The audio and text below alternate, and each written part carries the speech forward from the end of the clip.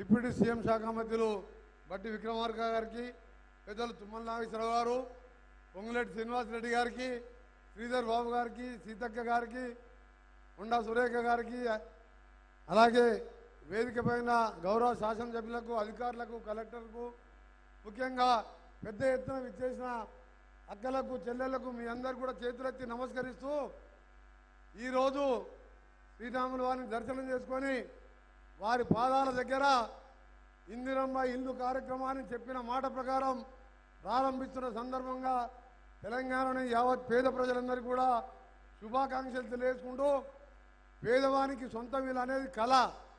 సొంత ఇంట్లో ఉంటే ఆత్మగౌరవం పెరుగుతుంది.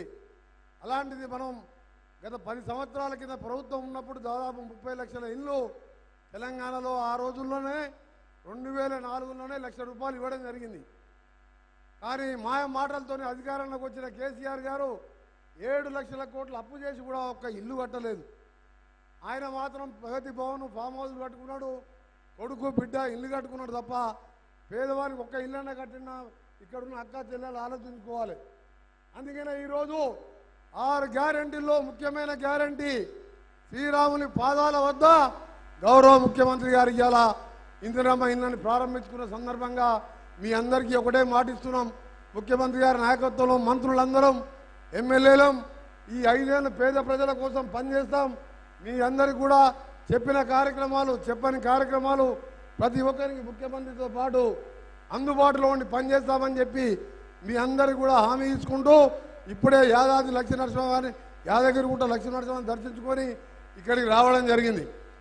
ఈరోజు మన భద్రాచలం ఇన్ఛార్జ్ మినిస్టర్, ఖమ్మం జిల్లా మినిస్టర్గా మంత్రి గారు, ముఖ్యమంత్రి గారు కూడా రిక్వెస్ట్ చేస్తున్నా తప్పకుండా ఈ ప్రాంతాలను కూడా అభివృద్ధి చేయాలని తెలియజేసుకుంటూ, ముఖ్యంగా రైతులకు సంబంధించి కానీ అన్ని కార్యక్రమాల్లో ముందుంటాం. ఇక పోతే ఎన్నికలు కూడా దగ్గరకు వస్తున్నాయి. ఇంకా 40 రోజుల్లోనే పార్లమెంట్ ఎన్నికలు వస్తున్నాయి.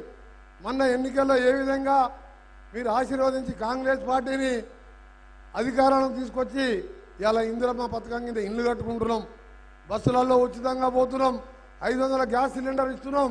మళ్ళా ఇంకా కూడా ఇలాంటి కార్యక్రమాలు ఇంకా ఎక్కువ చేయాలంటే తప్పకుండా మీరందరూ కాంగ్రెస్ పార్టీని మంచి మెజార్టీతో గెలిపించాలి. ఇక్కడ బలరాం నాయక్ గారు ఎంపీగా పోటీ చేస్తున్న అభ్యర్థిని పెద్ద ఎత్తున మెజార్టీతో గెలిపించాలని మీ అందరికీ తెలియజేసుకుంటూ, గతంలో ఒకటి చెప్తున్న చివరిగా మన గవర్నర్ గారు ఉండే పెద్ద మనిషి, ఆయన కాళేశ్వరం డ్యామ్ కడతప్పుడు ఆయనని సీఎం కేసీఆర్ గారిని కాళేశ్వరం రావు అని పెట్టిండు.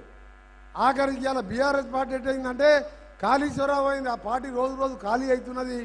కాంగ్రెస్ పార్టీ ఇవాళ తప్పకుండా 13-14 సీట్లు మీరు ఆశీర్వదించండి. ఇంకా మంచి పనులు చేస్తూ 10 సంవత్సరాల పాటు తెలంగాణ ఇచ్చిన సోనియా గాంధీ రుణం తీసుకుంటూ అన్ని కార్యక్రమాలు చేస్తామని తెలియజేసుకుంటూ, మరొకసారి ఇందిరమ్మ పథకం లాంచ్ చేస్తున్న మా ప్రభుత్వానికి ప్రజలు పార్టీలకు అతీతంగా ఆశీర్వదించాలని కోరుకుంటూ సెలవు తీసుకుంటున్నా. అందరికీ నమస్కారం. Thank you sir.